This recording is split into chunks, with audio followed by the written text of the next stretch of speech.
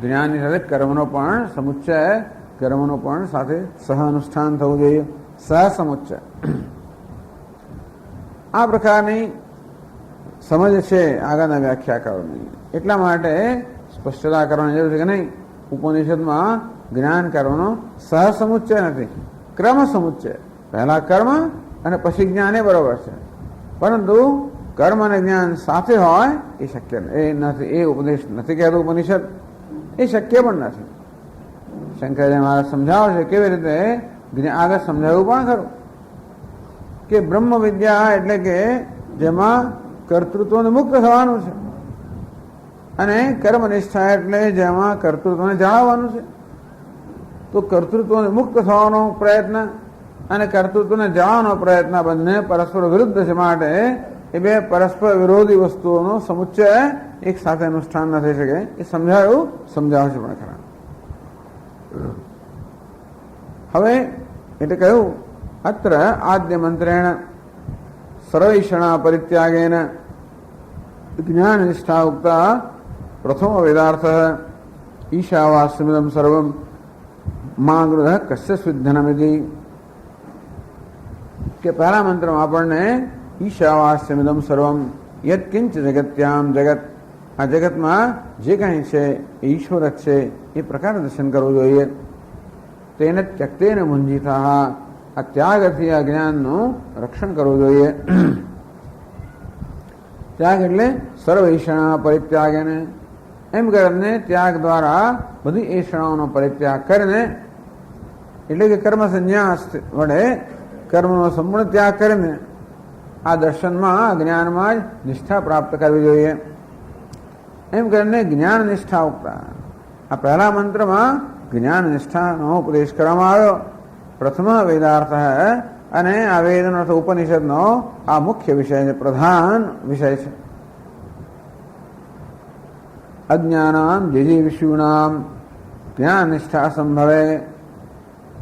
જો અજ્ઞાન એટલે અવિવેકી છે.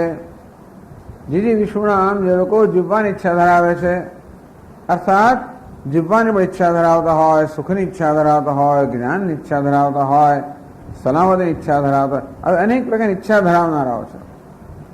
ઈચ્છાઓને સત્યતા આપનાર છે. ઈચ્છા મનમાં પ્રગટ થતી એક વસ્તુ છે, અને ઈચ્છાને સત્યતા આપવી બીજી વસ્તુ છે. એટલે શક્ય છે કે પૂર્વના સંસ્કારને કારણે જેણે કર્મનો સંન્યાસ લીધો છે એના મનમાં ઈચ્છા ઉદ્ભવે, પરંતુ એ ઈચ્છાને સત્યતા આપતો નથી. ઈચ્છાનું વિવેકથી નિવારણ કરવામાં આવે છે કે ઈચ્છા તો હંમેશા અપ્રાપ્તની પ્રાપ્તિ માટે હોય, જ્યારે આપણું જીવન તો પ્રાપ્તની પ્રાપ્તિ માટે છે. આ માનવ જીવન પ્રાપ્તની પ્રાપ્તિ માટે છે. અમૃતત્વ, અમરતા, આનંદ એ પ્રાપ્ત કરવાનો નથી, એનો આવિર્ભાવ કરવાનો છે. જે નિત્ય પ્રાપ્ત છે એનો આવિર્ભાવ કરવાનો છે, અને જે અવરોધ છે એ અવરોધ દૂર કરવા. આમ જીવનમાં મનુષ્ય જીવનનો મુખ્ય પ્રક્રિયા પોતાના મૂળ સ્વરૂપમાં, પોતાના ધ્યેયમાં, આનંદમાં, પૂર્ણતામાં જે અવરોધ છે, અવરોધને દૂર કરવા. તો એ અવરોધ દૂર કરવાનો પહેલો તબક્કો છે કર્મનિષ્ઠા, બીજો તબક્કો છે જ્ઞાન નિષ્ઠા, અને તેથી બંને સ્તરે ત્યાગ જ રહેલો છે. તેને ત્યક્તેન મુંજીતા, બંને સ્તરે ત્યાગ રહેલો છે. તો મનુષ્ય જે પ્રકારનો ત્યાગ કરવાની ક્ષમતા ધરાવે છે એ પ્રકારનો ત્યાગ કરવો. ત્યાગ તો ખરો, અને તેથી સર્વ કર્મ ફલ ત્યાગમ તતઃ કુરુ યથાત્મવાન. એ અર્જુન, તું કર્મફળનો પહેલા ત્યાગ કર, પછી કર્મનો ત્યાગ કર, પછી અભ્યાસ દ્વારા તારા મનને આત્મામાં જોડ, અને પછી એમાં સ્વાભાવિક નિષ્ઠા પ્રાપ્ત કરે. આ પ્રકારનો ક્રમ કહે છે. ઉત્તમા સહજાવસ્થા, દ્વિતીયા ધ્યાન ધારણા, તૃતીયા પ્રતિમા પૂજા, હોમ યાત્રા ચતુર્થિકા. તો પહેલું પગથિયું મોટું મોટું કર્મ કરવું, હોમ યાત્રા, હોમ કરવા, યાત્રા કરવી, જેમાં ચિત્તની એકાગ્રતાને બહુ જ ઓછી જરૂર પડે, ચિત્ત શુદ્ધિની બહુ ઓછી જરૂર પડે. પ્રતિમા પૂજા, પછીનું પગથિયું પ્રતિમા પૂજા, જેમાં વધારે એકાગ્રતા જોઈએ, વધારે ભક્તિભાવ જોઈએ. પછી ધ્યાન ધારણા, એકદમ વધારે એકાગ્રતા, અંતઃકરણ શુદ્ધિ અને સહજાવસ્થા, આ પ્રકારે આવી અવસ્થાઓ કહેવામાં આવે છે. પણ દરેક અવસ્થામાં કશાક ને કશાકનો ત્યાગ તો છે જ. તો આપણા મૂળભૂત સ્વરૂપને, આપણી પૂર્ણતાને પ્રતિબદ્ધ કરનારા, ઢાંકી દેનારા, એના અનુભવથી આપણે વંચિત રાખનારા જે કે પ્રતિબંધો છે એને ધીમે ધીમે ત્યાગ કરવો. એટલે ખરેખર તો આ બે નિષ્ઠાઓ પણ નથી. કર્મ નિષ્ઠા અને જ્ઞાન નિષ્ઠા એક જ ત્યાગ નિષ્ઠા કહો તો પણ ચાલે. કર્મમાં પણ ત્યાગ છે, જ્ઞાનમાં પણ ત્યાગ છે. કર્મમાં, કર્મનિષ્ઠામાં કર્મફળની આસક્તિનો ત્યાગ, કર્મફળની ઈચ્છાનો ત્યાગ, સ્વાર્થપરાયણતાનો ત્યાગ, છેવટે કર્મનો પણ ત્યાગ, અને જ્ઞાન દ્વારા કર્તૃત્વનો ત્યાગ. આ ત્યાગમય ત્યાગ જ પરમ તેને ત્યક્તેન મુંજીથઃ. એટલા માટે ત્યાગ પ્રથમ વેદાર્થ. આ ત્યાગ વેદનો મુખ્ય સંદેશ. ત્યાગ એ નહીં કે અમૃતત્વમાં શું, કેટલાક મહાપુરુષોએ ત્યાગથી જ અમરતા પ્રાપ્ત કરી. છતાં પણ આ ત્યાગની બે કક્ષાઓ છે, બે તબક્કા છે. પહેલો ત્યાગ આ કર્મના સ્તરે થાય માટે કર્મનિષ્ઠા, અને બીજો ત્યાગ જ્ઞાન નિષ્ઠા. અજ્ઞાનામ દિજી વિષુણામ જ્ઞાન નિષ્ઠા સંભવે. જે અવિવેકી લોકો છે, જેમના ઈચ્છાઓને મહત્વ આપે છે, ઈચ્છાઓને સત્યતા આપે છે. તો જ્યાંથી ઈચ્છા અંદર હોય ને સત્યતા આપવામાં આવતી હોય, અર્થાત ઈચ્છાને આપણે ખંખેરી શકતા ના હોય એમ માનો ને. ઈચ્છા જન્મે અને વિવેકથી ખંખેરી નાખીએ તો વાંધો નથી. સ્વામી દયાનંદ મહારાજ ભાષામાં કહીએ તો managing the desires, managing the likes and dislikes. કે રાગ દ્વેષ મનમાં જન્મ્યો ભૂલના સંસ્કારને કારણે, પરંતુ વિવેક તેનું નિવારણ કરવાની ક્ષમતા છે તો વાંધો નથી, એટલું ચાલે. તે મનમાં ઈચ્છા જન્મી પૂર્વના સંસ્કારને કારણે વિવેકપૂર્વક નિવારણ કરતા હોઈએ, ઈચ્છા ખંખેરી નાખીએ તો પછી એ ઈચ્છા આપણને દમે નહીં, આપણો કબજો ના લે, આપણે ધાર્યું ના કરાવે. એવું ન થઈ શકતું હોય તો ઈચ્છા મનમાં જન્મે અને એનો ત્યાગ ન થઈ શકતો હોય, એને ખંખેરી ન શકાતી હોય તો શું કરવું? તો પછી એ ઈચ્છાને કર્મ દ્વારા અભિવ્યક્ત કરવી જોઈએ. ઈચ્છા અંદર જ રાખી મૂકવી અને પછી પીડાવવું, એના કરતા ઈચ્છાને કર્મ દ્વારા અભિવ્યક્ત કરવી જોઈએ. એટલે કહ્યું બીજી વિષુણામ જ્ઞાન નિષ્ઠા સંભવે. તો મનમાં આ પ્રકાર અજંપો હોય તો જ્ઞાનમાં નિષ્ઠા સંભવ નથી. ધ્યાન ધારણા, આ ધારણા ધ્યાન વગેરેમાં સંભવિત નથી. તો કુર્વન્નેવે કર્માણી જીજી વિષયથી કર્મનિષ્ઠા ઉક્તા દ્વિતીય વેદાર્થ. આ બીજા મંત્રમાં કર્મનિષ્ઠાનો ઉપદેશ કરવામાં આવ્યો. એ ઉપનિષદનો દ્વિતીય બીજો કે ગૌણ વિષય છે. અનયોશ્ચ નિષ્ઠયો વિભાગ મંત્ર પ્રદર્શિતયો બૃહદારણ્યકે ભી પ્રદર્શિત. આ મંત્ર ઉપનિષદ છે. પહેલા બે મંત્રમાં આ બે નિષ્ઠા જે છે એનો વિભાગ કરવામાં આવ્યો. આ પ્રકારનો વિભાગ શંકરાચાર્ય મહારાજ કહે છે કે બૃહદારણ્યક ઉપનિષદમાં પ્રાપ્ત થાય છે. બૃહદારણ્યકે ભી પ્રદર્શિત. બૃહદારણ્યકમાં પણ આ પ્રદર્શિત કરવામાં આવ્યો. શું કામયત જાયામે સ્યાદ ઇત્યાદિના અજ્ઞસ્ય કામિનઃ કર્માણીતિ. શું કામયત જાયામે સ્યાદ અથ પ્રજાય વિત્તમ્ય સ્યાદ અથ કર્મ કુર્વીય. આ પ્રકારે બૃહદારણ્યક ઉપનિષદમાં ચર્ચા આવી કે અજ્ઞાની મનુષ્યના મનમાં આ પ્રકારની ઈચ્છાઓ જન્મતી હોય છે. કોઈ પણ અજ્ઞાની અવિવેકી મનુષ્યના, બધા મનુષ્યના મનમાં ઈચ્છા જન્મે. આપણે અવિવેક એને કહીશું જે ઈચ્છાઓ પૂરી કરે, જે ઈચ્છાને સત્યતા આપે, અર્થાત પોતાની ઉણપને, પોતાની જરૂરિયાતને, પોતાની ઉણપને સત્યતા આપે કે હું દુઃખી છું, ઊણો છું, અધૂરો છું. આ પ્રકારનો જે કંઈ અનુભવ પોતાને થાય છે એને સત્યતા આપે અને પછી કર્મ દ્વારા એ ઉણપને પૂરી કરવાનો પ્રયત્ન કરે. મોટા ભાગના લોકો હોય તો જો કર્મ કરવું હોય તો કર્મ માટેની સામગ્રી હોવી જોઈએ. એમને તો કર્મ થાય નહીં.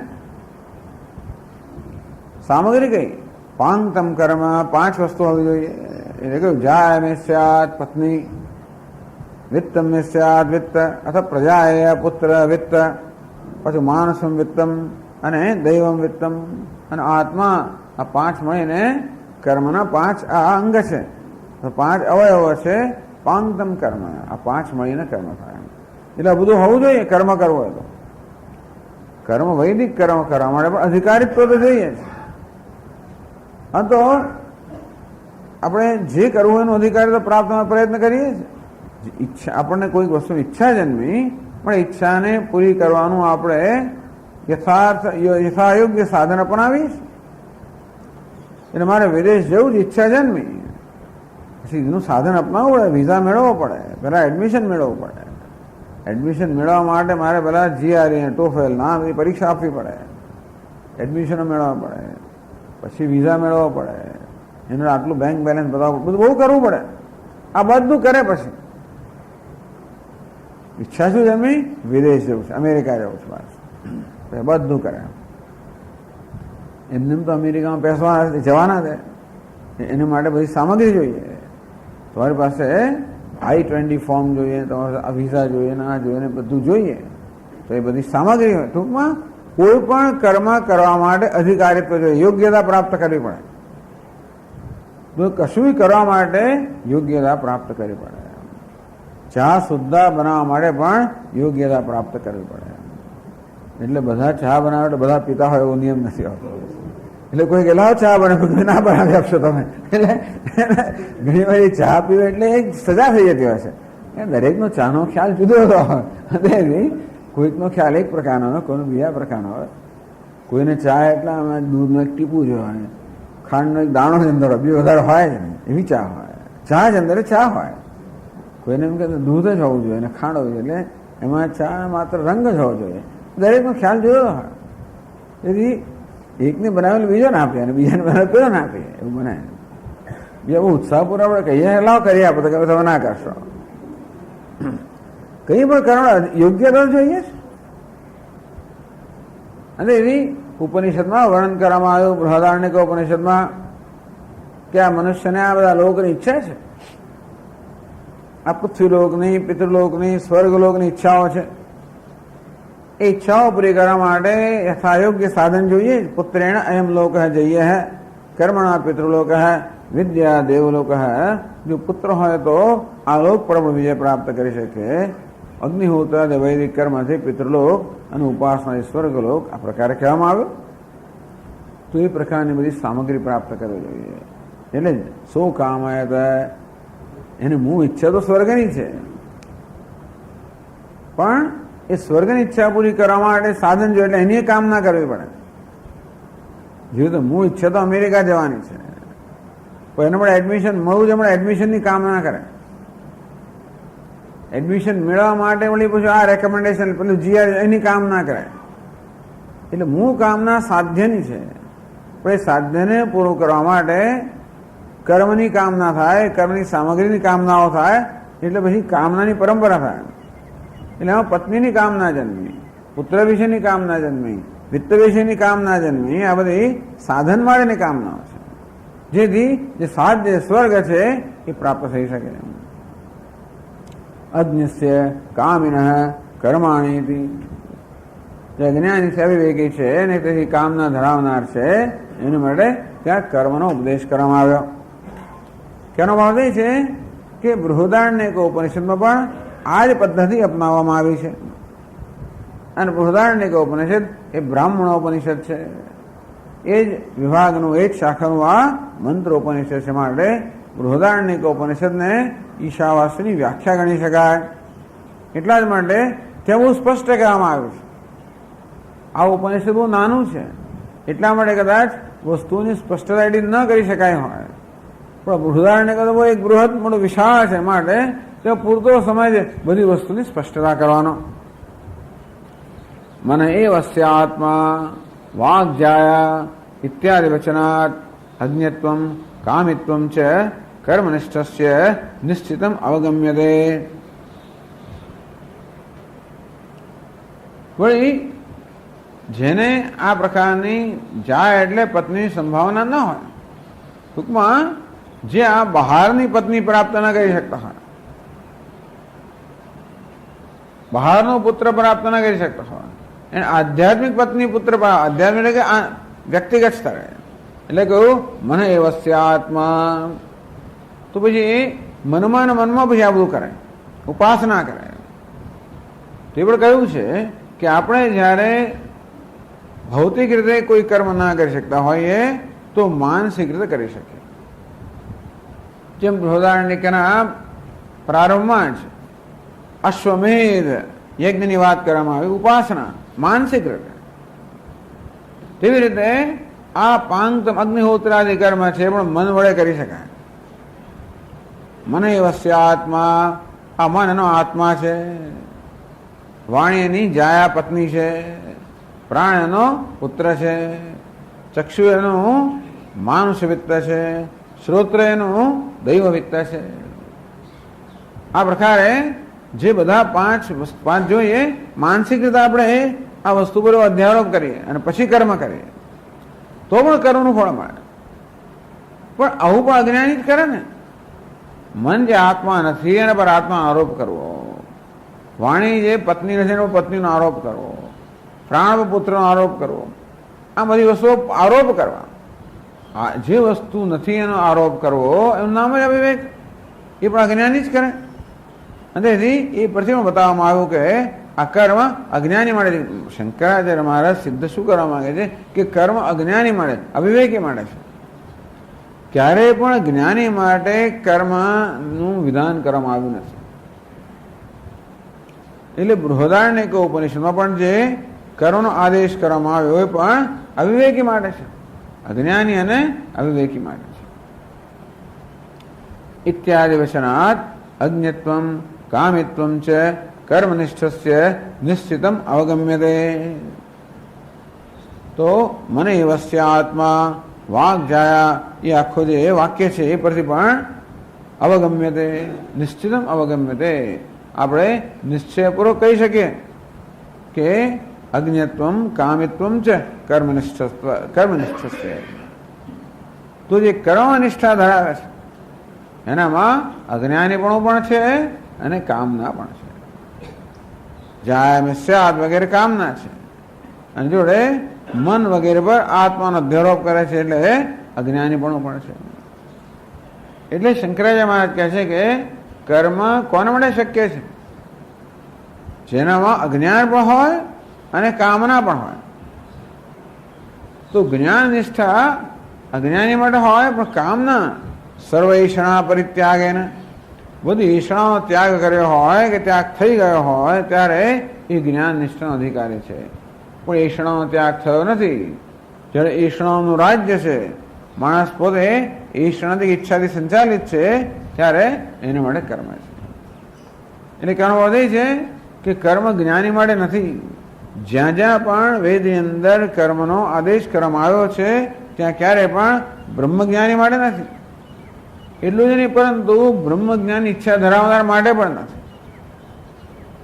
અજ્ઞાનને બે વિભાગ પાડવામાં આવ્યા, વિવેકી અને અવિવેકી.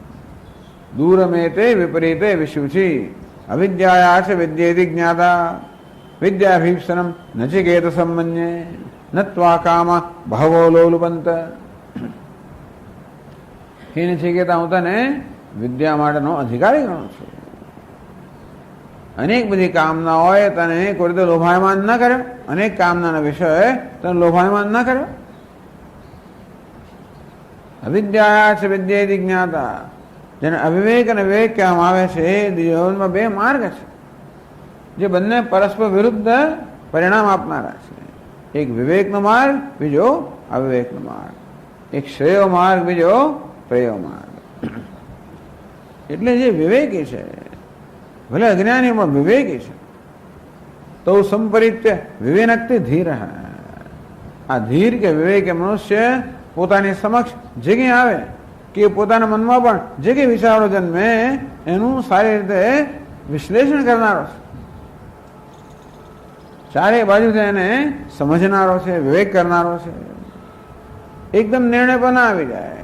એ આવેગાત્મક કર્મ નથી કરતો, આવેગાત્મક જીવન નથી જીવતો, પરંતુ વિવેકાત્મક જીવન જીવે છે. શ્રેયો ધીરો અભિપ્રેયસો વૃણીતે પ્રેયો મંદો યોગક્ષેમાદ વૃણીતે. જે વિવેકી છે, ધીર પુરુષ છે, તો શ્રેય પસંદ કરે છે, આધ્યાત્મિક સુખ પસંદ કરે છે, શાશ્વત સુખ પસંદ કરે છે. પ્રેયો મંદો યોગક્ષેમાદ વૃણીતે. પેલો મંદ એટલે અવિવેકી મનુષ્ય છે, એ યોગ અને ક્ષેમની ચિંતાથી પ્રેરાઈને પ્રેયને પસંદ કરે છે. એટલે માણસે પસંદગી આ બધા પરથી નક્કી થાય કે અંદર શું છે. એ રીતે શંકરાચાર્ય મહારાજ કહે છે કે આનામાં કામના છે, આનામાં અવિવેક છે, એને કર્મ કરવાનું કહેવામાં આવ્યું. માટે જે કામી છે, અવિવેકી છે, એને મળે જ કર્મ છે. જે વિવેકી છે એના માટે ભલે અજ્ઞાની હોય, વિવેકી હોય તો જો એનામાં અંતઃકરણ શુદ્ધિ હોય તો એ કર્મનો ત્યાગ કરી શકે.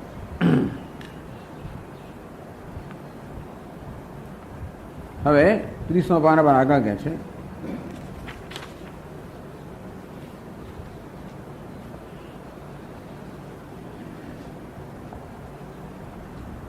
તેષાં ચ કર્મણાં ફલમ સંસારાપ્તેવ ઇતિ અપી તત્રેવ દર્શિતમ. અને કર્મનું ફળ શું છે? તેષાં ચ કર્મણાં ફલમ. અવિવેકને કર્મથી પાછું એવું છે ને કે કયા કર્મનું શું ફળ છે મહત્વનું છે. સકામ કર્મનું ફળ સંસાર છે. તેષાં ચ કર્મણાં ફલમ. આ કામનાથી પ્રેરાઈને કરવામાં આવેલા કર્મનું ફળ કેવું છે? સંસારાપ્તિ એવ. સંસારની પ્રાપ્તિ. સંસારને પ્રાપ્ત થયેલો જ છે, પણ ટૂંકમાં સતત સંસારની અંદર જ ઘૂમવું, યાતાયાત, ગયો ના આવ્યો, સંસારના ચક્રની અંદર જ ફસાયેલા રહેવું. જ્યારે સકામ કર્મ કરવામાં આવે તો સકામ કર્મના પરિણામે મનુષ્યને સંસારનું જ ફળ મળે છે. કદાચ ને ભૌતિક સુખ મળે તો પણ આ જન્મ મૃત્યુના ચક્રમાંથી કે પછી આ દુઃખ અને શોકના ચક્રમાંથી ક્યારેય મુક્ત થઈ શકતો નથી. ઇતિ અભી તત્રેવ દર્શિતમ. એ જગ્યાએ એટલે બૃહદારણ્યકમાં જ કહેવામાં કેવી રીતે અજ્ઞાની, અવિવેકી અને કામી મનુષ્ય કરેલા સકામ કર્મ કે સ્વાર્થ પ્રેરિત કર્મ છે, એનું ફળ પણ છે વડે સંસારિક પ્રાપ્તિ છે. અર્થાત સંસારની અંદર જ આ જન્મ મૃત્યુના ચક્રમાં જ ફસાયેલા રહેવું એનું ફળ છે, એવું બૃહદારણ્યકમાં કહેવામાં આવ્યું છે. એવા આગળ કહે છે શંકરાચાર્ય મહારાજ.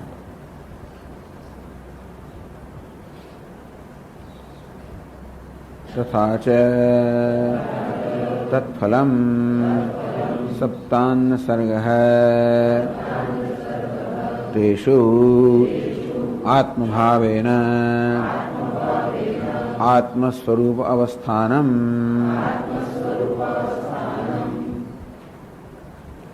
તથા છે તત્ફલમ. આના પ્રકારે અવિવેક અને કામનાથી પ્રેરાય થયેલા કર્મનું ફળ સપ્તાન્ન સર્ગ. આ 7 અન્ન જે છે, સપ્તાન્ન, આ 7 પ્રકારના અન્નનું સર્જન એનું ફળ છે. તો કહે છે એકમ સાધારણમ યદમ અદ્યતે દ્વે દેવાના હુતમ પ્રહુતે દર્શપૂર્ણમાસો વા ત્રીણ્યસ્ય ભોગ સાધનાની મનોવાક પ્રાણલક્ષણાની પશ્વર્તમ એકમ તત્પહેતિ યત સપ્તાન્નાની મેદયા તપસા અજનેત પિતા ઇત્યાદિના. તો ત્યાં કહેવામાં આવ્યું, એ તો માત્રનો ઉલ્લેખ જ કરે શંકરાચાર્ય મહારાજ. એમ માને કે આપણે બધું જાણીએ છીએ, બધા ઉપનિષદને બધું, અથવા જોઈ લેવાનું. એમણે અહીંયા આગળ ઉલ્લેખ કર્યો એટલે આપણે જોઈ લેવાનું કે ક્યાં આવ્યું, એમાં શું એનો સંદર્ભ છે. તો બૃહદારણ્યક ઉપનિષદમાં આ પ્રકારનું વર્ણન છે. યત સપ્તાન્નાની મેધયા તપસા અજનેત પિતા. આ પિતાએ તપસ અને મેધાથી 7 પ્રકારના અન્નનું સર્જન કર્યું. પિતા એટલે કોણ? આ જીવાત્મા. આ બિચારો અવિવેકી જીવાત્માને પિતા કહેવામાં આવે. પિતા કોને કહેવાય? જે પોતાના સંતાનનું સર્જન કરે. તો એક રીતે જોવા જઈએ તો આ જગતનું સર્જન કરવામાં દરેક જીવનો ફાળો છે. તેથી આ જગતને 7 અન્નનું બનેલું કહેવામાં આવ્યું. આ જગતના બધા જે ભોગ્ય પદાર્થો છે એ ભોગ્ય પદાર્થોને 7 વિભાગમાં વહેંચી શકાય. એમાં બધા એમાં દેવતાઓ પણ છે, મનુષ્યો પણ છે, પશુઓ પણ છે. આ બધાને અન્ન મળવું જોઈએ. એકમ સાધારણ અન્નમ. જો આપણા 30મા પાના પર એક પાદનોત છે નીચે. ब्रीह्यवादी ये मनुष्य के अन्न है, हुत प्रहुत ये नो देवताओं के अन्न है, मन वाणी और प्राण ये आत्मा के अन्न है, तथा दुग्ध पशुओं का अन्न है. ये 7 प्रकार के अन्न की सृष्टि कर्म का ही फल है. तो આ 7 પ્રકાર વ્રીહ્ય એટલા બધું અનાજ જે છે ને એ એકમ સાધારણમ આ બધા માટે બનાવ્યું છે. અનાજ જે બનાવ્યું છે ભગવાને એ બધા માટે છે. 2 દેવતાઓ માટે બનાવ્યું. હુતમ પ્રહુત. હુત પ્રહુતે. હુત અને પ્રહુત. હુતમ અગ્નૌ હવનમ, પ્રહુતમ હુત્વા બલિહરણમ ઇત્યર્થ. અગ્નિમાં જે આહુતિ આપવામાં આવે એને હુતમ કહેવામાં આવે. બાકી જે વધે એ બધું બલિ પશુઓ વગેરે આપવામાં આવે એને પ્રહુત કહે છે. આ દેવતાઓનું અન્ન છે. આ તો ક્યારેક દર્શન પૂર્ણમાસ એ 2 દેવતાઓના અન્ન છે. ત્રીણી ભોગ સાધનાની મનોવાક પ્રાણલક્ષણાની. તો આ પિતાએ એટલે જીવાત્માએ 7 પ્રકારના અન્ન કે 7 પ્રકારના પદાર્થોની જે રચના કરી કે સર્જન કરી, એમાં એક પ્રકારનું અન્ન જે છે જે વ્રીહી યવ એટલે જવ અને ડાંગર વગેરે જે છે એ બધા માટેનું સામાન્ય અન્ન છે. મનુષ્ય માટેનું, દેવતાઓ માટેનું, પક્ષીઓ બધા માટેનું. મનુષ્ય પણ ખાય, દેવતાઓને પણ આહુતિ આપે, પક્ષીઓ બધા ખાય, સામાન્ય. એટલા જ માટે એકલા આપણે એકલ પેટા ના થવું જોઈએ. બધું આપણે ભેગું આપણે જ ખાઈ જઈએ ને એમાં બધાનો ભાગ રાખવો જોઈએ. ટૂંકમાં આ જ અન્ન છે એ ભગવાને બધા માટે બનાવ્યું છે. એટલા જ માટે માત્ર આપણે એકલા જ ખાઈ જઈએ તો બીજાઓને એમના ભાગથી વંચિત રાખીએ તો આપણે શાપ લાગે. કોઈની આંતરડી કકાવીએ ને એવું છે ને કે કોઈના ભાગનો આપણે ખાઈ તો આંતરડી કકાય કે ના કકાય. એટલે કહે છે ત્યાં આગળ કે આ માણસ એક કોળિયો પણ લે એટલે બધા લોકો જોઈએ મારો કોળિયો ગયો. આખી દુનિયા બાકીની જોઈ જ રહી છે કે જો અમારું ખાઈ ગયો. એટલે આપણે એક કોળિયો પણ ખાઈએ ત્યારે ધ્યાન રાખવું જોઈએ. કારણ કે એમ કરવાથી જે બધા માટે અન્ન છે એમાં આપણે ભાગ પડાવી રહ્યા છે. ભલે ભાગ પડાવીએ પછી એનો બગાડ કરીએ, જરૂર કરતાં વધારે ખાઈએ એવું તો કરીએ તો જરૂર કોઈને આપણે એનાથી વંચિત રાખીએ છીએ. સામાન્ય બીજા 2 પ્રકાર અન્ન છે એ દેવતાઓ માટે. બીજા 3 અન્ન છે એને પોતાને માટે રાખ્યા. મનોવાક પ્રાણ લક્ષણાની, ભોગ સાધનાની. મન, વાણી અને પ્રાણ આ 3 પ્રકાર અન્ન છે એને પોતાને મળે રાખ્યા. જેનાથી આ ઉપાધિ બનેલી છે, જેના દ્વારા જગતના વિષયનો ભોગ કરી શકે, ઉપભોગ કરી શકે. પશ્વતમ એકમ તત્પયહેતી. અને 7માનું દૂધ છે જે પશુઓ માટે છે. એવું કહે છે ઉપનિષદમાં. દૂધ છે ને એ પશુઓ માટે છે, માણસ માટે નથી એવું કહ્યું છે. નાનું બાળકોને પશુની કક્ષામાં જ ગણવામાં આવે છે. એટલે કે નવજાત શિશુ જે માનું દૂધ પીતું હોય એ પણ પશુની કક્ષામાં જ છે. બસ એ માટે જ ટૂંકમાં નવજાત શિશુઓ માટે જ દૂધની રચના કરવામાં આવે છે. જે ગણો એટલે ટૂંકમાં એની સપ્તાન સર્ગ દર્શિત. આ પ્રકારે 7 પ્રકારના અન્નનો સર્જન જે છે એ ત્યાં બૃહદારણ્યકમાં દર્શાવવામાં આવ્યું.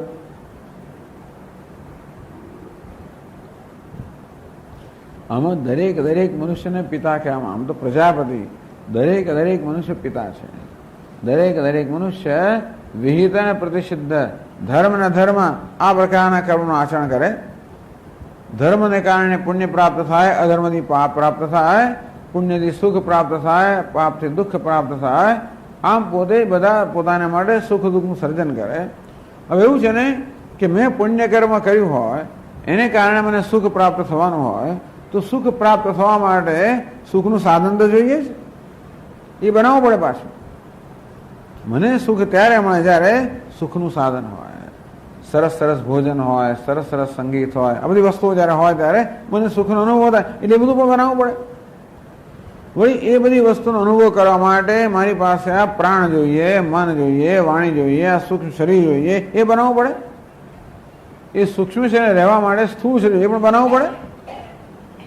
આ બધું બનાવવું પડે. એટલે આપણી એક જ ઈચ્છા પૂરી કરવા માટે આખા જગતની જરૂર પડે. એક જ ઈચ્છા પૂરી કરવા માટે સમગ્ર જગતની જરૂર પડે. એટલે આપણે આ બધું સર્જેલું છે. પ્રત્યક્ષ કે પરોક્ષ રીતે પ્રત્યેક જીવાત્મા જગતના સર્જન માટે જવાબદાર છે. જો આપણે ઈચ્છાઓ ન કરીએ તો ભગવાન આ બધું બનાવવું ના પડે. શું કામાય હતા બહુશ્યામ પ્રજાએ, ભગવાને કામ ન કરી સૃષ્ટિના પ્રારંભમાં કે હું બહુ બની જાઉં, હું જન્મ લઉં, હું આ જગત ઉત્પન્ન કરું. કેમ? જેથી જીવાત્માઓની બધી ઈચ્છાઓ પૂરી કરવા માટેનું ક્ષેત્ર તૈયાર થાય.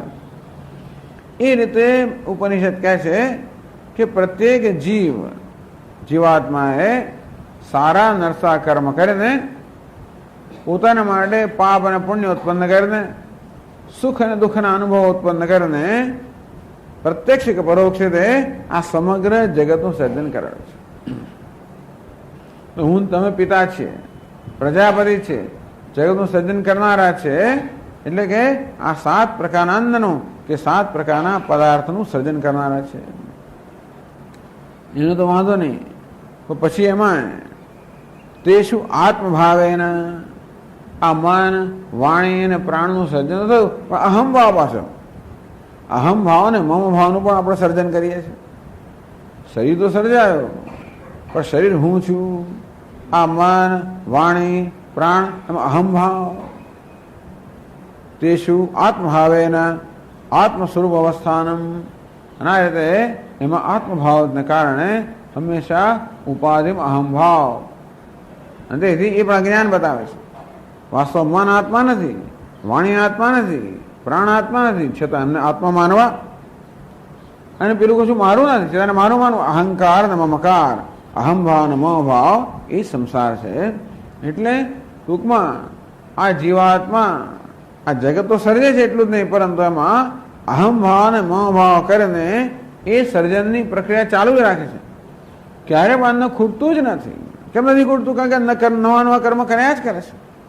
ત્યાં જ પ્રશ્ન કર્યો કે આ બધા અન્નનો સતત ઉપભોગ કરવામાં આવે, અન્ન જે છે એને સતત આરોગવામાં આવે છે, તો ખૂટતું કેમ નથી? કારણ કે એને સતત ઉત્પન્ન કરવામાં આવે છે. એક આ જગતનું સર્જન થયું, સુખ અનુભવ થયા, નવી ઈચ્છાઓ જન્મી, નવા કર્મ થયા, નવું સર્જન થયું. એટલે અનુભવ વળી પાછા નવા રાગ દ્વેષ, નવી ઈચ્છાઓ, નવું સર્જન. અશ્વત્થમેનમ સુવિરૂઢ મૂલમ. આ પ્રકારે આ સંસાર વૃક્ષ છે એના મૂળ તો બધા દ્રઢ થઈ ગયા છે. અધશ્ચ મૂલાની અનુસંતતાની કર્માનુબંધીની મનુષ્ય લોકે. આમ રાગ દ્વેષ કર્મ, રાગ દ્વેષ કર્મ, બસ આ સંસારની પ્રક્રિયા ચાલુ જ રહે છે. આ રીતે બૃહદારણ્ય કે ઉપનિષદમાં ત્યાં બતાવવામાં આવ્યું કે આવી રીતે સ્વાર્થ કે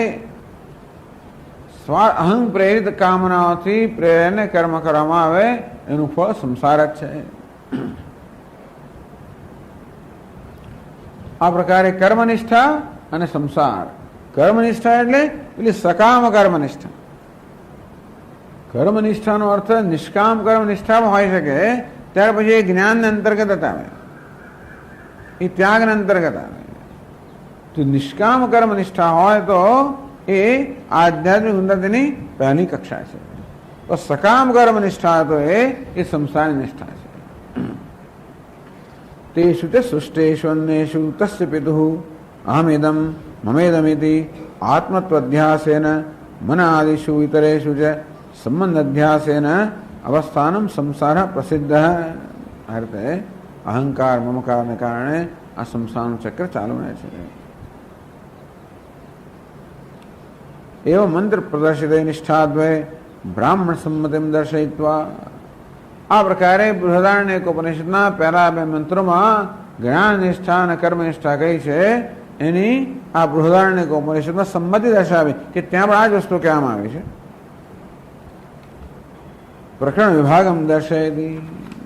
હવે પ્રકરણનો વિભાગ એ તો જ્ઞાનિષ્ઠા ઇત્યાદિના. હવે આ પ્રકરણનો વિભાગ બતાવે છે જ્ઞાનિષ્ઠા અને કર્મનિષ્ઠાનો. તો કે છે આગળ જાયાદિ એષણાત્રય સંન્યાસેન ચ આત્મવિદામ કર્મનિષ્ઠા પ્રાતિકૂલ્યેન આત્મસ્વરૂપનિષ્ઠા એવ દર્શિતા કિમ પ્રજયા કરિષ્યામઃ येषां नः अयमात्मा अयं लोकः इत्यादिना. હા, એક ત્યાં બૃહદારણ્યકમાં કર્મનિષ્ઠા બતાવી, જ્ઞાન નિષ્ઠા પણ ત્યાં બતાવી. જાયાદિ એષણાત્રય સંન્યાસેન. તો જાયાથી માંડીને 3 એષણાઓ. જાયાદિ એષણાત્રય. એષણાત્રય 3 પ્રકારની એષણાઓ. કઈ 3 એષણાઓ છે? પુત્રૈષણા, વિત્તૈષણા, લોકૈષણા. તો મારા જાયાદિ એષણા, નવી એષણા ક્યાંથી લાવ્યા? જાયાદિ એષણાત્રય સંન્યાસેન. એટલે पादों को यहाँ जाया स्त्री शब्द से पुत्र उपलक्षित होता है. अतः जायादि एषणा का तात्पर्य पुत्रादि एषणात्रय समझना चाहिए. બધા લોકોના મુશ્કેલી થઈ. જાયાદિ એષણાત્રય ક્યાંથી આવ્યું? પુત્રાદિ એષણાત્રય, પુત્રૈષણા, વિત્તૈષણા, લોકૈષણા, આવી 3 એષણાઓ કહેવામાં આવી છે. જાયાની એષણા એવું કંઈ કહેવામાં નથી આવી. આવી છે ખરી. શું કામેત જાયામે સ્યાત અથ પ્રજાએ. જાયાની ઈચ્છા તો એને કરી, પુત્ર માટે કરે. પુત્ર આ લોકને જીતવાનું સાધન હોવાના કારણે પુત્રની મૂળ તો ઈચ્છા છે, પણ જાય એને પણ સાધન હોવાના કારણે જાયની ઈચ્છા થઈ એટલે સાધન ઈચ્છા થઈ. એટલે કારણ કે બૃહદારણ્ય બહુ વર્ણન સો કામેત જાય હંમેશા એટલે જાયાદિ કહ્યું. ટૂંકમાં પુત્રની ઈષણામાં આ જાયની ઈષણા પણ આવી ગઈ. એટલે જાયાદિ ઈષણાત્રય સંન્યાસેન એટલે બધી જ ઈષણાઓ 3 થી 4 ઈષણા ધારો કાઢે તો જેટલી ઈષણાઓ બધાનો સંન્યાસ થવો જોઈએ. સ્વામી પણ ફલાણી ઈચ્છા, પેલી ઈચ્છાને શું કહેવું? પેલી ઈચ્છાને ધારો કે 3માં ના આવતી હોય, પુત્રૈષણા, વિત્તૈષણા, લોકૈષણા કદાચ ના આવે એવી ઈષણાઓ તમે શોધી કાઢી તો પણ બધી જ ગણી લેવાની. એટલે જાયાદિ એષણાત્રય સંન્યાસેન. પણ જે લોકોમાં વિવેક છે એને કારણે આ બધા પ્રકારની એષણાઓથી મુક્ત થયા છે. કારણ કે યો અશનાયા પિપાસે શોકમ મોહમ જરા મૃત્યુમત્યેતિ. જ્યારે વિવેકથી સમજવામાં આવે કે આ આત્મા તો અશનાયા પિપાસા, ભૂખ અને તરસ, શોકમ મોહમ, શોક અને મોહ, અને જરા મૃત્યુ, વૃદ્ધાવસ્થા મૃત્યુ, આ સર્વથી પર છે. આત્માને જ્યાં સુધી શોક અને મોહ વાળો માનવામાં આવે, શોકગ્રસ્ત મૂળ માનવામાં આવે, ભૂખ્યો તરસ્યો માનવામાં આવે, વૃદ્ધ કે મર્ત્ય માનવામાં આવે, ત્યાં સુધી ઈચ્છા જન્મવાની છે. ઈચ્છા તો અવિવેકનું પરિણામ એ રીતે કે આત્મા વિશે આપણો શું ખ્યાલ છે, આપણા પોતાના વિશે આપણો શું ખ્યાલ છે, અથવા આપણા પોતાને વિશે શું સત્યતા આપીએ છીએ. જ્યાં સુધી મારી જાતને ભૂખ્યો તરસ્યો માનતો હોવ ત્યાં સુધી ઈચ્છા હોવાની છે. જ્યાં સુધી મારી વૃદ્ધ કે મર્ત્ય માનતો હોઉં ઈચ્છા હોવાની છે. જ્યાં સુધી મારી જાતને શોક અને મોહથી પ્રભાવિત માનતો હોઉં તો ઈચ્છા હોવાની જ કે શોક અને મોહ, ભૂખ અને તરસ, વૃદ્ધાવસ્થા, મૃત્યુ આ બધાની સાથે હું રહી ના શકું. હું અને વૃદ્ધાવસ્થા આ બે ક્યારેય બેનો સુમેળ હોય જ નહીં. વૃદ્ધાવસ્થાનો ખ્યાલ આવે ને એકદમ અજંપો મારામાં જન્મ, અસ્વસ્થ બની ગયો. મૃત્યુના ખ્યાલથી અસ્વસ્થ, ભૂખ તરસના ખ્યાલથી અસ્વસ્થ, શોક અને મોહના ખ્યાલથી અસ્વસ્થ. એ જ્યાં ત્યાં માનતો કે આ શોક અને મોહ વગેરે મારો ધર્મ છે તો પછી મારે મને ખરેખર મુક્ત થવાનું છે, એ ખરેખર કર્મ કરવાનું છે. એટલે જ્યાં ત્યાં આત્માને શોક અને મોહ, જરા અને મૃત્યુ, ભૂખ અને તરસ આ બધા ધર્મો માનવામાં આવે છે ત્યાં સુધી તો ઈચ્છા રહેવાની છે, ત્યાં સુધી કર્મ રહેવાનું છે. પણ આપણે જયારે એવું સાંભળીએ, હજી આપણને અપરોક્ષ જ્ઞાન ન પણ થયું હોય, પણ શાસ્ત્રનું શ્રવણ કરવા દ્વારા, સત્સંગ દ્વારા ખબર પડી, યહ અશ્નાયા પિપાસે શોકમ મોહમ જરા મૃત્યુમત્યેથી, કે ઓહો, આત્માનું સ્વરૂપ તો આવું છે, મારું વાસ્તવિક સ્વરૂપ એવું છે કે હું ભૂખ તરસથી મુક્ત છું. આ ભૂખ અને તરસ તો પ્રાણના ધર્મ છે, આ શોક અને મોહ તો મનના ધર્મ છે, આ જરા મૃત્યુ તો દેહના ધર્મ છે. અને એટલે દેહના, પ્રાણના, મનના બધા ધર્મો છે, એ બધાને મારા ધર્મ માનીને અત્યારથી હું પીડાયા કરતો હતો. ટૂંકમાં મારા જીવનમાં જે બધી પીડા હતી, માનસિક પીડા કે માનસ સંતાપ, એનું કારણ ખરેખર એ સંતાપ આત્માનો ધર્મ છે એટલા માટે, પરંતુ જે અનાત્માનો ધર્મ છે એને આત્માના ધર્મ માનવાને કારણે થતું હતું. આવું જયારે ખબર પડે ત્યારે પછી આપણે આને સત્યતા ન જ આપીએ. ભૂખ તરસ તો કે અપ્રાણનો ધર્મ છે. કર્મ કરવામાં આવે તો પણ માત્ર પ્રાણના સ્તરે દૂર કરવા માટે કર્મ કરવામાં આવે, આત્માના સ્તરે દૂર કરવાનું નથી. અને તો શોક અને મોહ તો જન્મે ત્યારે તો માત્ર રિએક્શન, તો પ્રત્યાઘાત જ છે. પણ કદાચ મનમાં જન્મે તો પણ સત્યતા ના આપવામાં આવે. એટલે મનમાં જે ભિન્ન ભિન્ન પ્રકારની વૃત્તિઓ જન્મે, વિવેકી પુરુષ એનાથી પ્રેરણા કર્મ કરતો નથી. આ વૃત્તિઓથી પ્રેરણા કર્મ ક્યારે કરવામાં આવે? એમને સત્યતા આપવામાં આવે ત્યારે. પરંતુ વિવેકી મનુષ્ય પોતાના મનમાં જન્મતી લાગણીઓ સાથે એક અંતર ઉત્પન્ન કરી શકે છે કે આ તો બધી મનની લાગણીઓ છે, એ મારા ધર્મ નથી, હું એનો દ્રષ્ટા છું. અને માટે એને મારા ધર્મ માનીને મારે કશું કરવાની જરૂર નથી. કામ જન્મ્યો, ક્રોધ, લોભ, મોહ, ધારો કે આ વૃત્તિઓ જન્મે તો અવિવેકી મનુષ્ય એને આત્માના ધર્મ માનીને એનાથી પ્રેરાઈને કર્મ કરે. જ્યારે વિવેકી મનુષ્ય આ બે વૃત્તિઓ સાથે એક અંતર ઉત્પન્ન કરે અને વિવેકપૂર્વક એમને નિવૃત્ત કરે. આ રીતે ઈષણાત્રય ત્યાગ થાય. ઈષણાત્રય ત્યાગ કેવી રીતે? કોઈ પણ ઈષણાનો ત્યાગ થાય જ્યારે એ સમજવામાં આવે કે ઈષણા તો માત્ર અવિવેકમાંથી જન્મે છે, જે આત્માના ધર્મ નથી એના આત્માના ધર્મ માનવાને કારણે જ ઈષણાઓ જન્મે છે. તેથી એમને આત્મા ધર્મ માનવાની જરૂર નથી. જાયાદિ ઈષણાત્રય સંન્યાસેન, તો પછી એતમ તમાત્માનં વિદિત્વા પુત્રેષણાયાસ લોકે વૈત્તેષણાયાસ લોકેષણાયાસ ઉત્થાય અથ ભિક્ષાચર્યમ ચરંતી. ભગવાનમાં કહેવામાં આવ્યું કે એક વાર પરોક્ષ જ્ઞાન પણ થાય કે આત્મા ભૂખ, તરસ, શોક, મોહ, જરા મૃત્યુ મુક્ત છે. એ આત્માના એવા પરોક્ષ જ્ઞાનથી પણ પુત્રેષણાયાસ લોકે વિત્તેષણાયાસ લોકેષણાયાસ ઉત્થાય, આ ત્રણેય પ્રકારની એષણાથી ઉભો થઈ ગયો, મુક્ત થઈ ગયો, એમાંથી ઉપર ઉઠી ગયો. અને ભિક્ષાચર્યમ ચરંતી, ત્યાર પછી એ ભિક્ષાનું આચરણ કરે છે. અર્થાત એવું થયું ને કે આ બધી ઈચ્છાઓ પૂરી કરવી હોય તો કર્મ કરવું પડે, કર્મ કરવું હોય તો કર્મની બધી સામગ્રી આપણી સાથે રાખવી પડે. એમને કર્મ ના થાય. 5 માણસ જમવા બોલાવ્યા હોય તો પછી ઘરમાં ઠંઠન ગોપાલ ના ચાલે ને, જોઈએ વસ્તુ જોઈએ. આંધળા ખખડતા હોય ત્યાં કોઈ હોય નહીં, અને પેલો ઘણા લોકોને ટેવ, જે માણસ જમવા બોલાવે એટલે પૂછો તો ખરા ઘરમાં કઈ છે કે નહીં. અહીંયા ઠંઠન ગોપાલ થતું હોય એનાથી તો શું કરવાનું? ના ચાલે. એનું સાધન જોઈએ છે. અને તેવી રીતે આ બધી ઈચ્છાઓ પૂરી કરવા માટે સાધન જોઈએ છે. એટલે પરિગ્રહ, ઘણી બધી વસ્તુઓ આપણે રાખવી પડે. એના માટે પછી પૈસા કમાવા પડે, બધું કરવું પડે, તો જ કર્મ થાય, તો ઈચ્છાઓ પૂરી થાય. પણ જ્યારે હવે ઈચ્છાઓ રહી નથી તો ઈચ્છાઓને સત્યતા આપવામાં આવતી નથી અને ઈચ્છાઓને કર્મ દ્વારા અભિવ્યક્ત કરવામાં આવતી નથી, તો કર્મની જરૂર ના રહે. કર્મની જરૂર ત્યાં સુધી જ્યાં સુધી ઈચ્છાઓ પૂરી કરવાની છે ત્યાં સુધી.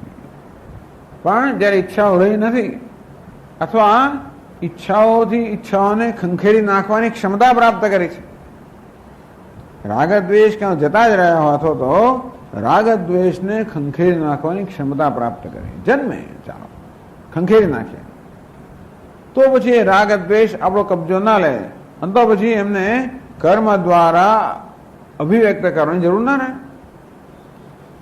જો કર્મ ના કરવાનું તો કર્મના સાધનની જરૂર ના પડે, બધું જ કાઢી નાખે, પછી બધું કાઢી જ નાખ્યું, પતી ગયું. આ પરિગ્રહ ભિક્ષાચર્યમ ચરંતી, પછી ભિક્ષાનું આચરણ કરે, પછી તો ભિખારી બની ગયો, રીતસર રીતસર માણસ ભિખારી જ બની જાય. પણ આ ભિખારીપણું છે કેવું છે? આત્મગૌરવ વધારનારું ભિખારીપણું.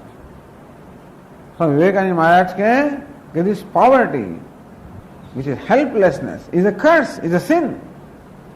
માણસ અનિચ્છાએ ગરીબ હોય એ તો પાપ જ છે, કે એ તો મોટો શાપ છે. હા, ઈચ્છાપૂર્વક જેને ગરીબાઈ સ્વીકારે છે એનું ગૌરવ. એટલે ભિક્ષા માટે જઈએ છીએ એટલે આપણે એને મોટું ભીખ માટે જ જઈએ છીએ. ભિક્ષાચર્યમ ચરંતી બ્રાહ્મણા ભિક્ષાચર્યમ ચરંતી, તો આ ભિક્ષાનું આચરણ કરે છે. એટલે આ પ્રકારે જેનામાં આત્માની ઈચ્છા જાગૃત થઈ એ કહે છે ત્યાં બૃહદાન કિમ પ્રજા કરિષ્યામ યેષામ અયમ આત્મા અયમ લોક કિમ પ્રજા કરિષ્યામ. તો અમારે હવે પ્રજાને શું કરવી છે? પ્રજા શાને માટે હતી? કર્મ કરવા માટે.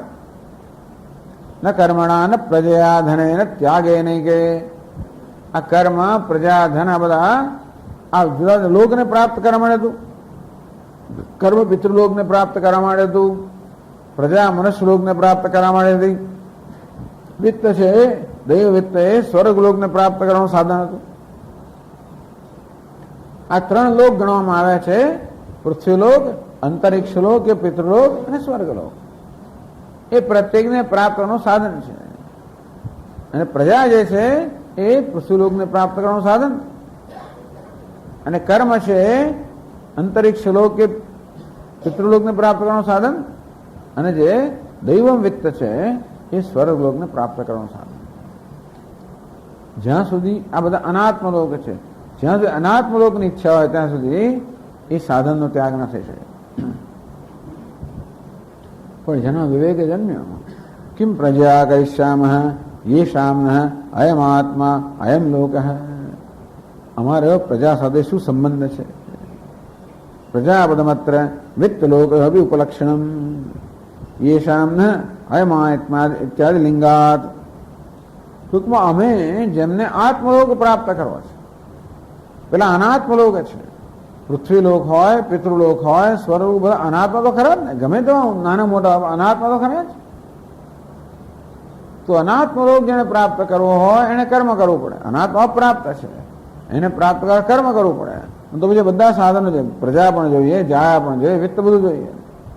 પણ જેને આત્મલોક પ્રાપ્ત કરવો છે, ये शाम अयम आत्मा अयम लोक અમારામાં જેમના વિવેક જન્મ્યો છે અને માટે આત્મલોકને પ્રાપ્ત ઈચ્છા જન્મી છે. અનાત્મલોક નહીં પણ આત્મલોકને પ્રાપ્ત ઈચ્છા જન્મી, તો પછી જે પ્રકારની ઈચ્છા હોય એને અનુરૂપ સાધન અપનાવવું જોઈએ. અનાત્મલોકની પ્રાપ્તની ઈચ્છા હતો એને અનુરૂપ સાધન પ્રજા, કર્મ, ધન. આત્મલોકને પ્રાપ્ત કરવાની ઈચ્છા હોય તો એનું સાધન કરે. અનાત્માની પ્રાપ્તિનું સાધન કર્મ, આત્માની પ્રાપ્તિ શું હોય? આત્મા તો પ્રાપ્ત જ છે ને. તો પ્રાપ્તની પ્રાપ્તિનું જ્ઞાન, એટલે ઈચ્છા જતી નથી રહે છે. એટલે એષણા ત્રય, પુત્રેષણા, વિત્તેષણા, લોકેષણા, આ ત્રણ બધી એષણાઓ છે એને આત્મૈષણા જાગૃત છે. આત્મેચ્છા વ્યવસીયતામ નિજગૃહાત પૂર્ણમ વિનિર્ગમ્યતામ. આત્મેચ્છા વ્યવસીયતામ, આત્માની ઈચ્છા જે છે એનો દ્રઢ નિશ્ચય થવો જોઈએ. તો હવે આત્માની ઈચ્છા જન્મી ત્યારે એ ઈચ્છાને પૂરી કરવા અનુરૂપ સાધન અપનાવવું જોઈએ. તો જ્ઞાન એની ઈચ્છાને અનુરૂપ પૂરા કરવા અનુરૂપ સાધન છે, કર્મ નહીં. તો કર્મના સાધન છોડી દીધા, આવે જ્ઞાનનું સાધન અપનાવ્યું. હવે જ્ઞાનનું સાધન લેશું, સદ વિદ્વાન ઉપસુપ્યતામ પ્રતિદિનમ તત્પાદુકા સેવ્યતામ. પછી તો જે સદવિદ્વાન હોય જે બ્રહ્મજ્ઞાની હોય એનો આશ્રય લેવો પડે, દરરોજ એની પાદુકાનું સેવન કરવું પડે, ચરણ સેવા કરવી પડે, એમની સેવા કરવી પડે. પાદુકાને પોલિશ કરવો ને એમને ભૂખ્યા રાખ્યું નહીં, પરંતુ એમની સેવા કરવી પડે. તો પાદુકાની સેવા રોજ સ્વામીજી રોજ ધોઉં છું, રોજ પોલિશ કરું છું, બરોબર, એમનું શું થાય એની મને ચિંતા નથી, એવું નહીં. પણ તત્પાદુકા સેવિતા એટલે હું તો પાદુકાનું સ્થાન ધરાવું છું. એ પ્રકારની એવી દૈન્ય ભાવથી, એ નમ્રતાથી સેવા કરવી. બ્રહ્મૈકાક્ષરમર્ચતામ શ્રુતિશરો વાક્યમ સમાકર્ણતામ. બ્રહ્મ એક છે, અવિનાશી છે, એના જ્ઞાન માટેની પ્રાર્થના કરવી જોઈએ. અને ગુરુજી શ્રુતિશર ઉપનિષદનો જે ઉપદેશ કરે એનું એકાગ્રતાથી શ્રદ્ધાપૂર્વક શ્રવણ કરવું જોઈએ. આ જ્ઞાનનું સાધન છે, તો એ અપનાવવું પડે. એટલે વિવેક છે કે આપણામાં કયા પ્રકારની ઈચ્છા છે, અને બીજો વિવેક એ છે એ ઈચ્છાને પૂરી કરવાનું કઈ યોગ્ય સાધન છે એ પણ જો સમજવું જોઈએ.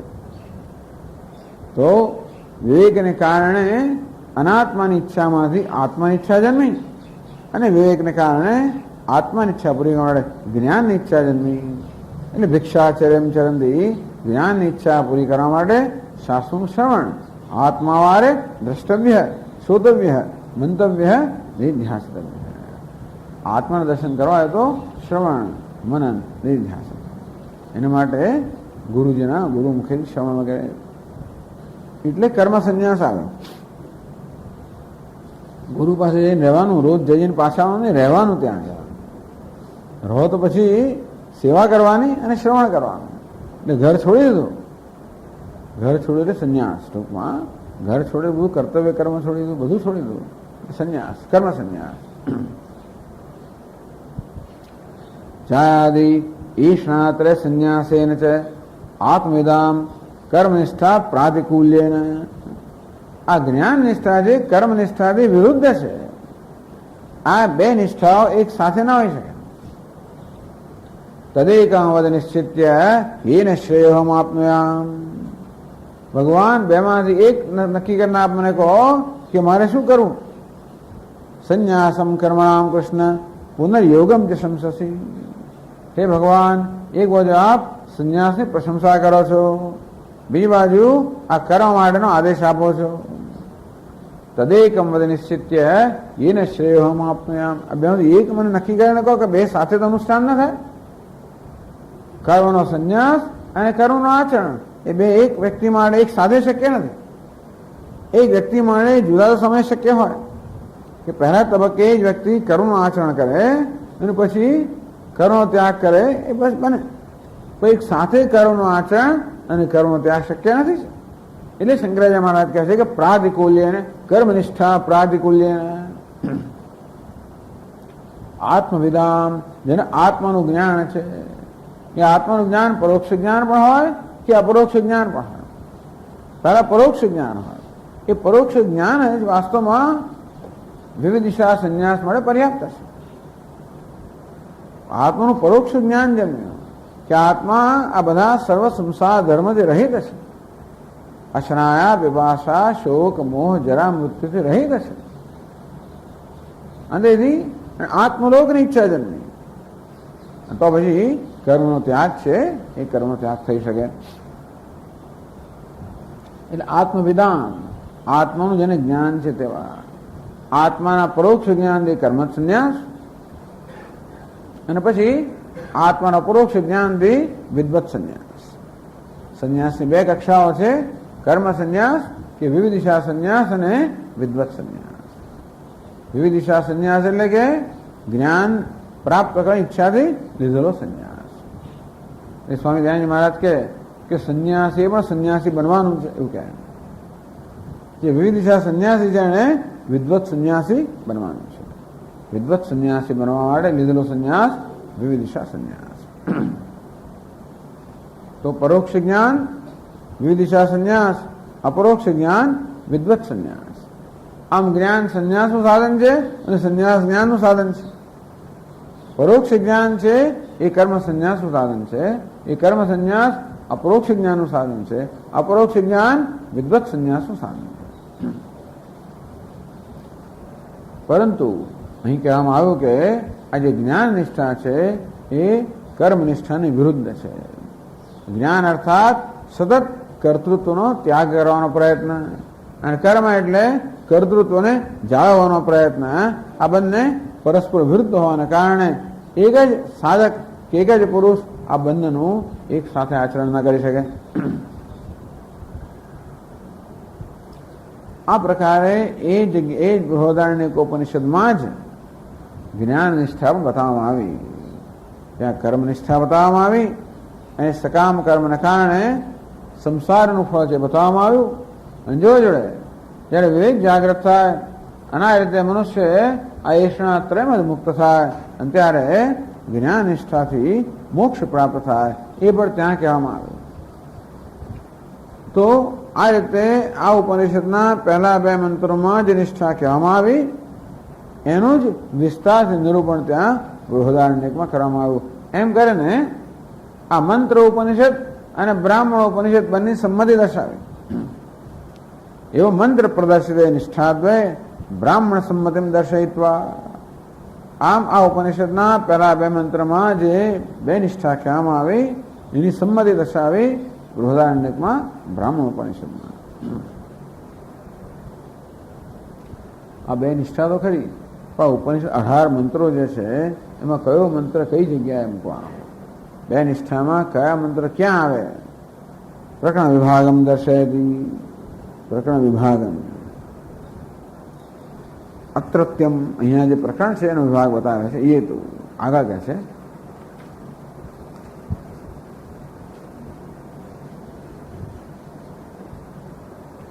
ये तो ज्ञान निष्ठाः संन्यासिनः तेभ्यः असूर्यानाम ते इत्यादिना अविद्वन्निन्दाद्वारेण आत्मनः याथात्म्यं सपर्यगात् इत्येतदन्तैः मंत्रैः उपदिष्टं ते हि अत्र अधिकृताः न कामिनः इति. ये तो ज्ञान निष्ठाः संन्यासिनः, ये બે શંકરાચાર્ય માર્ગના પર્યાય શબ્દ છે. જ્ઞાન નિષ્ઠા સંન્યાસી, એ જ્ઞાનમાં નિષ્ઠા ધરાવનારા સંન્યાસી જ હોય.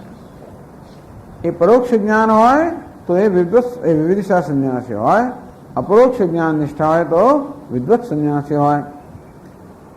એ તો જ્ઞાન નિષ્ઠા સંન્યાસિન એટલે કે કર્મ સંન્યાસિન, જેમણે કર્મનો ત્યાગ કર્યો છે તે જ એમને પ્રત્યે આત્મન યાથાત્મ્યમ ઉપદિષ્ટમ. તો જે લોકો આ રીતે જ્ઞાનિષ્ઠ છે એટલે જ્ઞાન પ્રાપ્તિમાં જ સમર્પિત છે, અને જ્ઞાન પ્રાપ્તિમાં સમર્પિત થવા માટે જેમણે કર્મનો ત્યાગ કર્યો, જેથી પોતાનું બધું જ ધ્યાન લોકો શ્રવણ મનન વગેરેની અંદર આપી શકે માટે જેમણે કર્મનો ત્યાગ કર્યો. એવા માટે અસૂર્યાનામ તે લોકો, આ ત્રીજો એક મંત્ર રહી ગયો પાછો. પહેલા 2 મંત્રમાં 2 નિષ્ઠા કહેવામાં આવી. ત્રીજા મંત્રમાં શું કહેવામાં આવે છે? કારણ કે બ્રહ્મ વિદ્યાનો ઉપદેશ પછી ચોથા મંત્રથી કરવામાં આવ્યો, અને જે દેકમ મનસો જવીય એમથી માંડીને ત્યાંથી માંડીને 8મા મંત્ર સુધી સપર્યગા શુક્ર મકાયમાં વ્રણમ, એ 5 મંત્રોમાં જ્ઞાન નિષ્ઠાનો ઉપદેશ કરવામાં આવ્યો. તો ત્રીજો મંત્ર છે એમાં શું છે? એટલે કહે છે અસૂર્યાનામતે ઇત્યાદિના અવિદ્વન નિંદાદ્વારેણ. એ જ્ઞાનીઓ જે છે, વિદ્વાનો છે કે વિવેકી છે, એ વિવેકીની પ્રશંસા કરવા માટે અવિવેકીની નિંદા કરવામાં આવે ત્રીજા મંત્રમાં. એટલે આ ઉપનિષદના ત્રીજા મંત્રમાં અવિવેકીની નિંદા છે. એ નિંદાનું તાત્પર્ય માત્ર વિવેકીની સ્તુતિ કરવામાં છે. તો એ નિંદા દ્વારા એમ કહેવાય કે આ અવિવેકીની નિંદા કરનારો ત્રીજો મંત્ર છે એ પણ આ વિદ્વાનોને કહેવામાં આવ્યો કે જો આ વિદ્વાન આવા હોય. ! ！ ! ！ ! ！ ! ！ ! ！ ! ！ ! ! ! ！ ! ！ ! ！ ! ！ ! ！ ! ！ ! ！ ! ！ ! ！ ! ！ ! ！ ! ！ !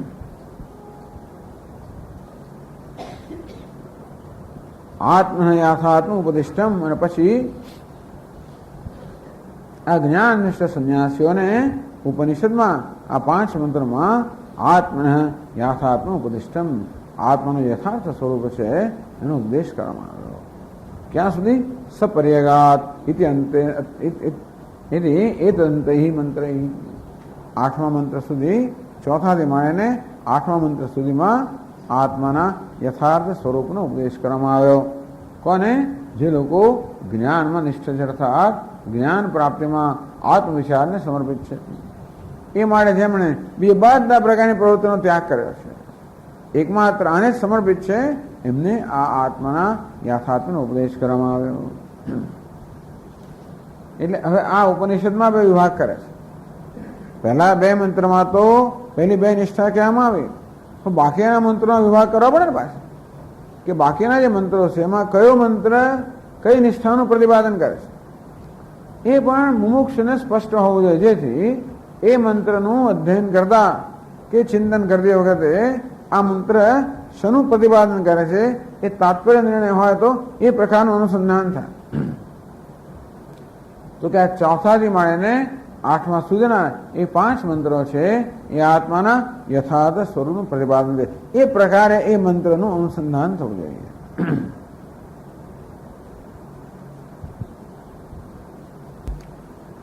તે અત્ર અધિકૃતા ન કામિન ઇતિ.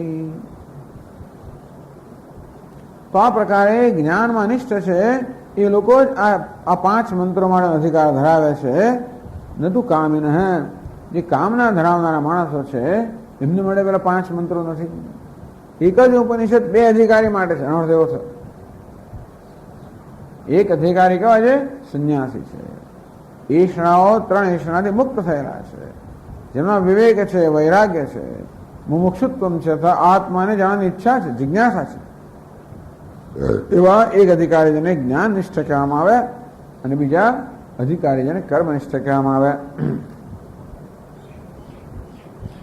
ખરેખર તો કર્મનિષ્ઠ અધિકારીઓ મુમુક્ષુ જ છે, હજી એમને અંતઃકરણ શુદ્ધિની આવશ્યકતા છે, માટે કર્મનો ઉપદેશ કરવામાં આવે છે.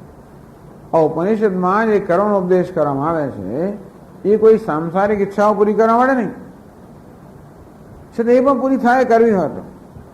અવિદ્યા મૃત્યુમ તીર્થવા વિદ્યા અમૃતમસ્નુતે, દેવલોક પ્રાપ્ત કરો થઈ શકે.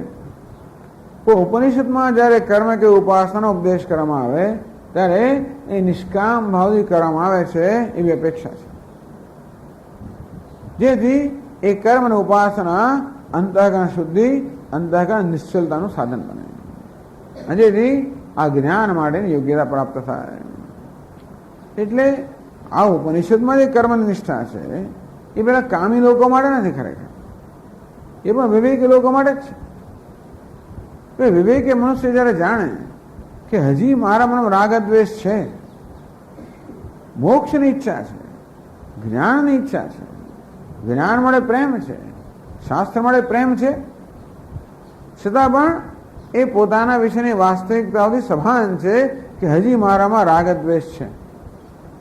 અને માટે આ રાગ દ્વેષમાંથી નિવૃત્ત હોવાની આવશ્યક, કારણ કે એ મારા મનને વિક્ષિપ્ત કર્યા કરે છે અને તેથી આત્મચિંતનમાં આડે આવે છે. યોગી યુંજીત સતતમ આત્માનમ રહસ્ય સ્થિત, આમ એકાંત પ્રદેશમાં આત્મચિંતનમાં મારી અંદર જ રહેલા રાગદ્વેષ આડે આવે છે. એ પ્રામાણિક છે, પ્રામાણિક હોવાને કારણે એ સ્વીકારે છે કે હા રાગદ્વેષ છે. રાગદ્વેષ હોવાને કારણે એ રાગદ્વેષને દૂર કરવાનું યોગ્ય સાધન કર્મ છે, નિષ્કામ કર્મ.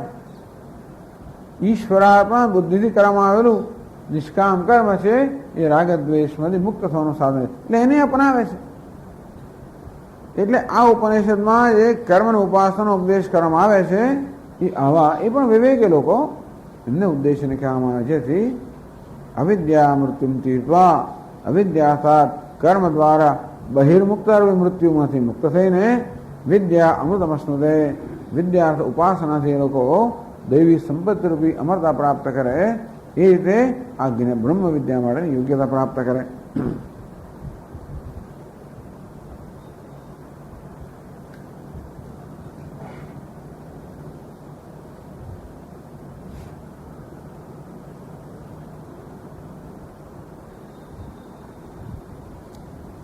તો એટલે જ કહ્યું તે અત્ર અધિકૃતા નકા, તે એટલે સંન્યાસીન.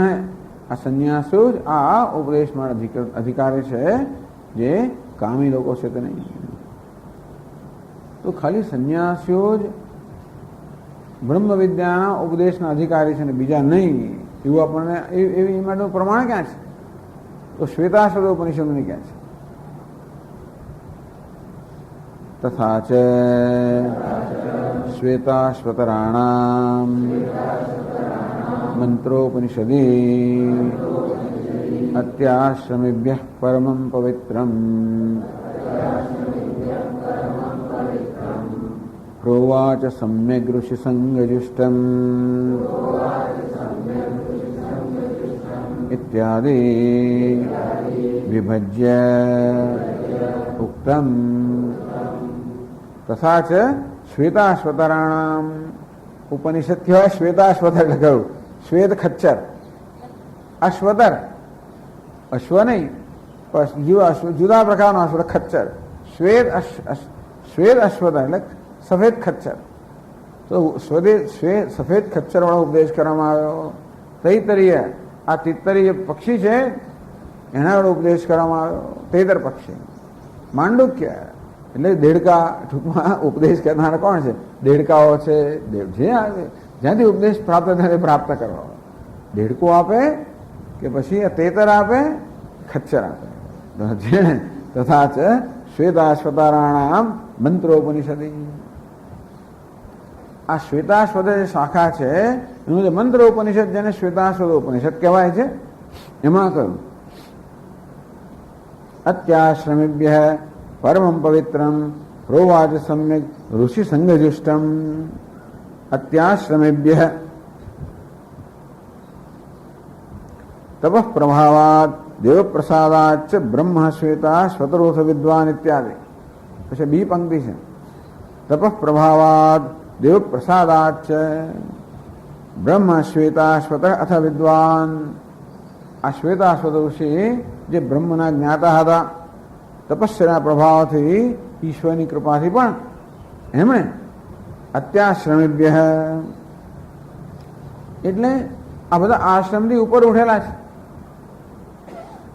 તો આશ્રમ કહે છે બ્રહ્મચર્ય, ગૃહસ્થ, વાનપ્રસ્થ અને વૈદ્ય સંન્યાસ એ પણ આશ્રમ છે. અત્યાશ્રમેભ્ય આ ચારે આશ્રમથી ઉપર ઉઠેલા છે. પરમં પવિત્રમ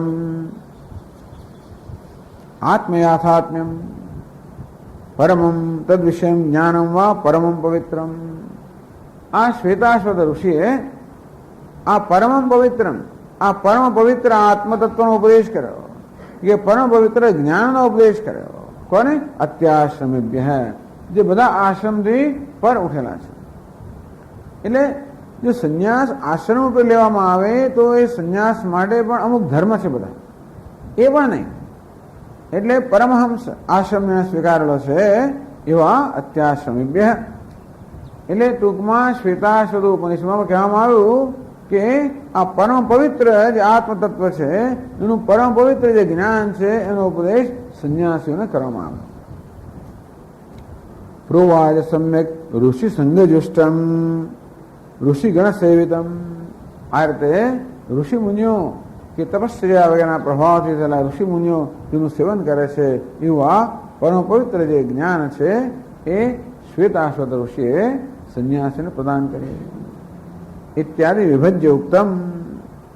આમ અત્યાશ્રમે એમ કરીને જ્ઞાન નિષ્ઠાધિકૃત સંન્યાસીન કર્મનિષ્ઠાધિકૃતેભ્ય ગૃહિભ્ય કામિભ્ય પૃથક્કૃત્ય. આમ કરીને ત્યાં આગળ જે જ્ઞાન નિષ્ઠા ધરાવનારા છે, નિષ્કામ પુરુષો છે, વિવેકી છે, સંન્યાસી છે, એમને જુદા કરીને કહેવામાં આવ્યા કે કેવી રીતે આ જ્ઞાનનો ઉપદેશ એમને કરવામાં આવ્યો, જ્યારે કર્મનો ઉપદેશ છે એ કામના ધરામણ કરવામાં આવે છે. આ પ્રકારે શાસ્ત્રમાં હંમેશા આ બે નિષ્ઠાઓનો વિભાગ થયેલો છે. શાસ્ત્રમાં બે નિષ્ઠાનો વિભાગ થયેલો છે.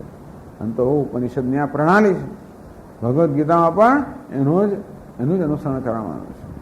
એશાતે વિહિતા સાંખ્યે બુદ્ધિ યોગે ત્વામ શૃણુ બુદ્ધ્યાયુક્ત. એશાતે વિહિતા સાંખ્યે बुद्धि योगी तू बुद्धिमाम शुण्य. हे અર્જુન, અત્યારે તને સાંખ્ય અર્થાત આત્મતત્વ છે ઉપદેશ કરવામાં આવ્યો. હવે તું કર્મનો ઉપદેશ સાંભળ. એમ ભગવાન પણ આ બે નિષ્ઠા જે છે એનું ત્યાં વિભાગ કરે છે. શાસ્ત્રમાં આ બે નિષ્ઠાના વિભાગ કરવામાં આવે, કારણ કે એ બે નિષ્ઠાના અધિકારી ભિન્ન ભિન્ન છે. વિવેકી અને અવિવેકી આ બે ભિન્ન અધિકારી હોવાના કારણે બંને નિષ્ઠાના વિભાગ કરવામાં આવે છે. અથવા તો શુદ્ધ અંતઃકરણ અને અશુદ્ધ અંતઃકરણ આ બે અધિકારીઓ છે. ઓમ પૂર્ણમદ પૂર્ણમિદં પૂર્ણાત પૂર્ણમુદચ્યતે પૂર્ણમેવાવશિષ્યતે. ઓમ શાંતિ શાંતિ શાંતિ. શંકરં શંકરાચાર્યં કેશવં બાદરાયણં સૂત્રભાષ્યકૃતૌ વંદે ભગવन्तौ પુનઃ પુનઃ. ઈશ્વરો ગુરુરાત્મેતિ મૂર્તિભેદવિભાગિને વ્યોમવદ્વ્યાપ્તદેહાય દક્ષિણામૂર્તયે નમઃ.